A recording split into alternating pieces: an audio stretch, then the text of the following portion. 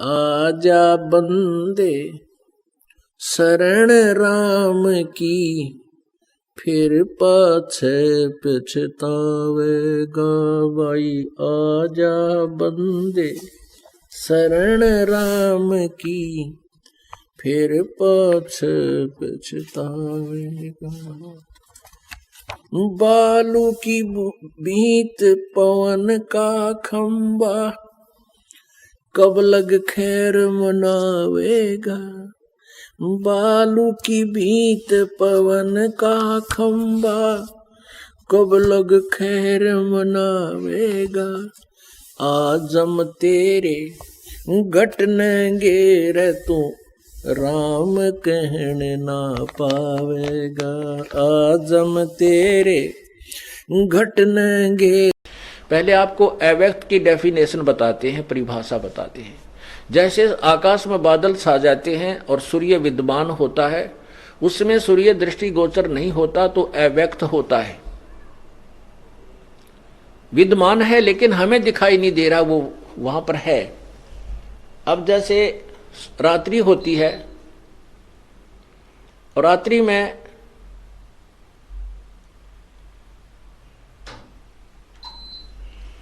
हमें सूर्य दिखाई नहीं देता, वो अव्यक्त हो गया, लेकिन विद्यमान है। वो साकार है, हमें दिखाई नहीं देता, इसलिए हमारे लिए अव्यक्त है। तो ये क्या कहता है? अब यहां इस अव्यक्त को समझाने के लिए आपको ये और डिटेल लेनी पड़ेगी थोड़ी। पुण्यात्माओं, आप बुद्धि रखते हो। इंसान परमात्मा ने इसीलिए बनाया है कि इसके पास बुद्धि दी है, और ये भगवान के मार्ग को बहुत आसानी से समझ सकता है, चाहे कोई अनपढ़ भी क्यों नहीं है, क्योंकि ये ज्ञान कोई बड़ी बात नहीं है। ये संस्कृत में होने करके हमारे लिए पहाड़ बन रहा था, और यही जो का तू ज्ञान परमात्मा ने अपनी सिंपल लैंग्वेज में बना रखा है, कति सिंपल साधारण लैंग्वेज में। वो अभी आपको बताएंगे। परमात्मा कहते मैं तो दे दी बाल में गूंगे नू, जो ध्यान लगा हुआ ऊंगे नू, इंगे और ऊंगे मानी इधर उधर ऊपर नीचे ऊंचे नीचे, बात वही है, सिर्फ भाषा का अंतर है, शब्द वही हैं और ज्ञान वही है। गरीबदास यू शाखा सूखे बीज ना बोया ढूंगे नू, तो वही संस्कृत में ऐसे प्रमाण दे रखे हैं, ऐसे सिंपल लैंग्वेज में बता रखे हैं कि गहराई से भक्ति ना करने वाले की भक्ति नष्ट हो जाती है, जो सच्चे दिल से ना करता। जो बीज ना बोया ढूंगे नू, यानी गहरे बीज ना बोया तो ऊपर पड़ा बीज सूख जाता है।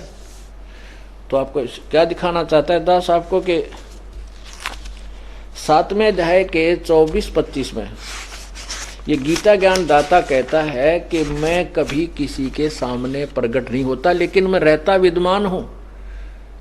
अब देखो,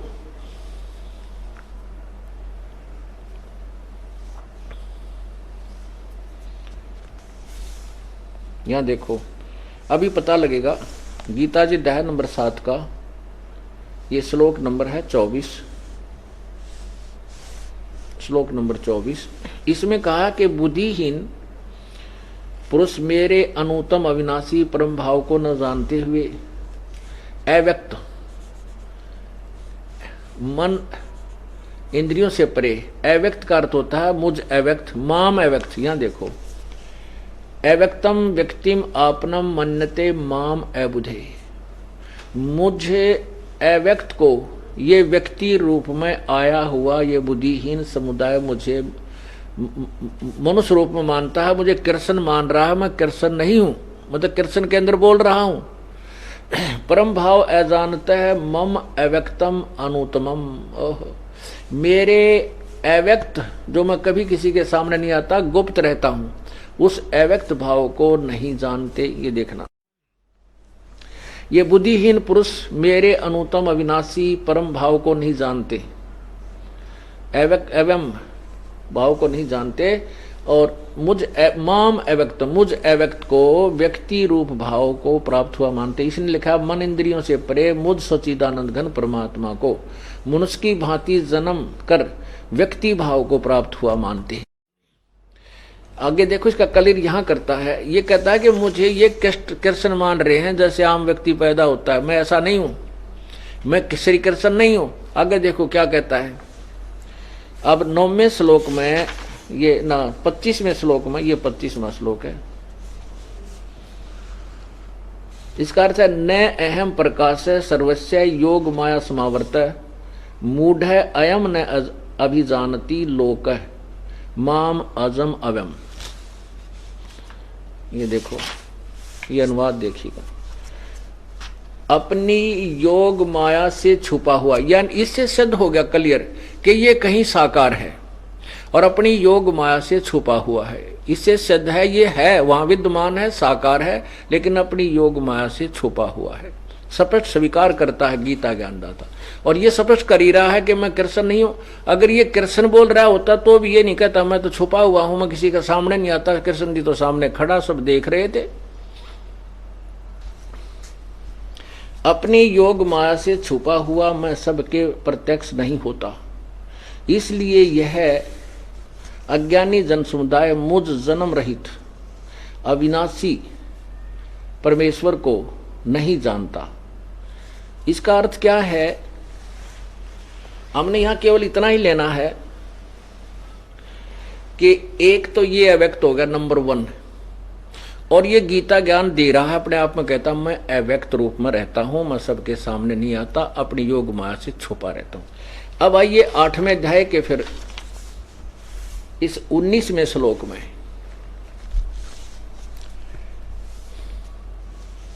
ना 20वें श्लोक में आइए, ये क्या कहता है? 18वें श्लोक में आपने पढ़ा है कि संपूर्ण चराचर ब्रह्मा चराचर भूतगण यानी प्राणी परब्रह्म, ये परब्रह्म है, इन्होंने ब्रह्मा का लिखा। परब्रह्म के एक दिन में के प्रवेश काल में अव्यक्त से, अव्यक्त ये काल, ये परब्रह्म की तरफ संकेत है, यानी परब्रह्म रूपी अव्यक्त से उत्पन्न होते हैं, और रात्रि के समय उस परब्रह्म की रात्रि के समय उस अव्यक्त नामक परब्रह्म के शरीर में ही लीन हो जाते। ये अव्यक्त नामक ब्रह्मा लिखा उन्होंने, नहीं परब्रह्म, क्योंकि ब्रह्म तो गीता बोल रहा है, ब्रह्मा गीता से भी बोलने वाले से नीचे है। अब सुख ये है अव्यक्त नामक परब्रह्म में ही लीन हो जाते हैं, ऐसा इसको समझो। अब भी 19 में इसने कहा है, हे पार्थ, वही यह भूत समुदाय यानी प्राणी, सभी प्राणियों का समुदाय उत्पन्न होकर प्रकृति वश हुआ, रात्रि के प्रवेश काल में लीन होता है, दिन के प्रवेश काल में उत्पन्न होता है। ये देखो, अब ये 20 में क्लियर किया है, ये 20 में 19 और 18, 19, 20 में अब 2 और अव्यक्त प्रकट हो गए, 2 अव्यक्त और कहे हैं, और तीसरा ये खुद 8, 7वें अध्याय के 24 और 25 में स्पष्ट करा मैं भी अव्यक्त हूं, और 8वें अध्याय के 19 में इसने स्पष्ट कर दिया कि सभी जो ब्रह्म लोक नष्ट होगा तो सभी प्राणी उस अव्यक्त यानी परब्रह्म के उसमें चले जाते हैं लोक में, और जब उसकी 1000 युग की रात्रि समाप्त होती है तो फिर दिन प्रारंभ होता है, तो उसी से फिर ये वापस इसी 21 ब्रह्मांडों में आ जाते हैं। 2 हो गया। अब 20 में कहा कि उस अव्यक्त से भी एक और अव्यक्त प्रभाव है, वो सतपुरुष अविनाशी परमात्मा, वो सभी प्राणियों के यानी ब्रह्म के भी नष्ट होने पर कभी नष्ट नहीं होता। ये देखो, ये 3 अव्यक्त हो गए, 3 भगवान, ब्रह्म, परब्रह्म, पूर्ण ब्रह्म, क्षर पुरुष, अक्षर पुरुष और परम अक्षर पुरुष, ये तीनों क्लियर हो गए। ये देखिए, परंतु उस अव्यक्त से भी परे दूसरा विलक्षण जो अन्य दूसरा जो सनातन अव्यक्त भाव है, वह परम देव पुरुष तो सभी सब प्राणी भूतमन प्राणियों के नष्ट होने पर भी कभी नष्ट नहीं होता। और फिर आगे क्या बताया है, अब देखो 21 में, अव्यक्त अक्सर इस नाम से कहा गया है। अव्यक्त, अव्यक्त भी है और वास्तव में अविनाशी भी वही है। अव्यक्त अक्षर वास्तविक अविनाशी इस नाम से कहा गया है। इस अक्षर नामक अव्यक्त भाव को परम गति कहते हैं, यानी उसको प्राप्त हो गया तो उसकी परम गति होती है। जिस सनातन अव्यक्त भाव को प्राप्त होकर मनुष्य वापस नहीं आते, वह मेरा परम धाम है। अब देखो, आगे देखो फिर।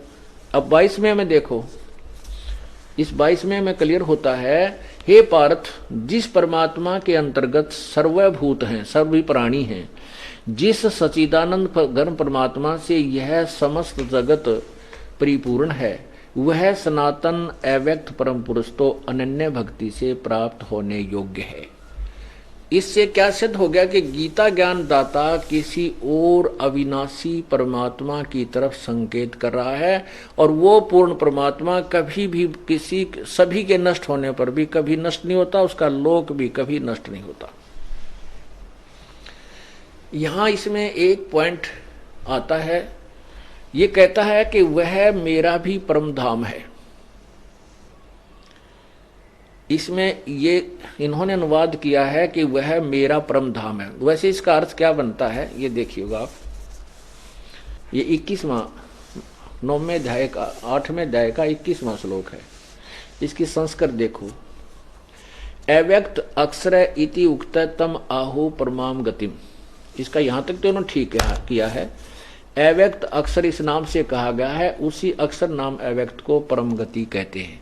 अब यहां गड़बड़ कर दिया, इसमें गड़बड़ कर दिया, इसको हम यहां से सुलझाएंगे। यम प्राप्य न निवर्तन्ते तत् धाम परमम मम। अब कहते हैं उसको प्राप्त होकर वापस नहीं आते, ये तो यहां तक भी ठीक कर दिया। अब ये कहता है वह मेरा परम धाम है। इसका अर्थ ये भी हो सकता है, करना है कि तत् धाम परमम परमम।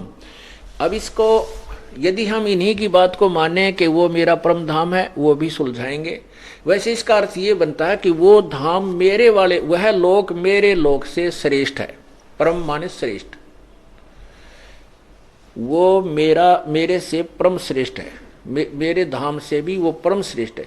यदि हम इनके अनुवाद को ठीक मानकर चलें तो भी आपको एक उदाहरण देता हूं। जैसे एक व्यक्ति किसी गांव में रहा करता था, उसने वहां की सर्व संपत्ति को बेचकर शहर में